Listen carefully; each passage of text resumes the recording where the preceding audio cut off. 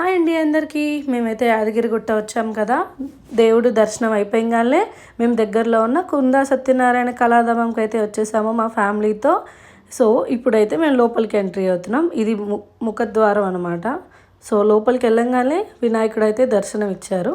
లోపలికి వెళ్ళంగానే ఒక్కొక్కటి ఒక్కొక్క ఘట్టంగా అన్నీ ఇక్కడ పెట్టారనమాట. మేమైతే హ్యాపీగా అన్నీ చూసుకున్నాము.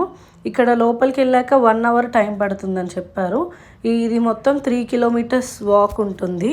అన్ని దేవుళ్ళని చూసుకొని వచ్చేసరికి ఎండ్ పాయింట్కి 1 అవర్ అయితే అప్రాక్సిమేట్గా పడుతుంది లోపలికి వెళ్ళడానికి.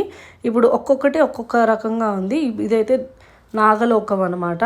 అన్ని లైట్స్ కూడా అన్ని డిఫరెంట్గా పెట్టి ఉన్నాయి. మేమైతే హ్యాపీగా టైం స్పెండ్ చేసాము అక్కడ.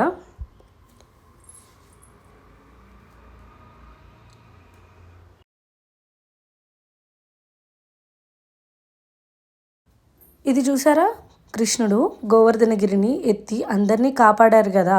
ఆ చిత్రాన్ని ఇక్కడే శిల్పంగా చెక్కి ఉంచారు. చాలా అద్భుతంగా ఉంది. మేము అన్నీ చూస్తుంటే ఇక్కడ అన్ని దేవుళ్ళు, భారతదేశంలో ఉన్న అన్ని దేవుళ్ళన్నీ ఇక్కడ ప్రతిష్ఠించారు.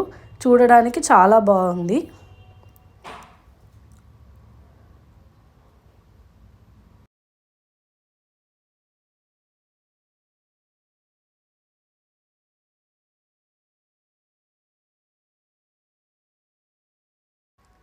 ఇది చూసారా, ఇప్పుడు వైకుంఠ ద్వారం దగ్గరికి అయితే వచ్చాము.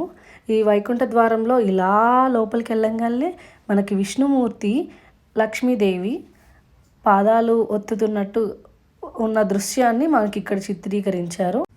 అక్కడి నుంచి వచ్చింగానే హనుమంతుడు లంకిని సంహరించిన దృశ్యాన్ని ఇక్కడ బాగా అద్భుతంగా ఒక చిన్న ప్రదర్శనలాగా చేశారు.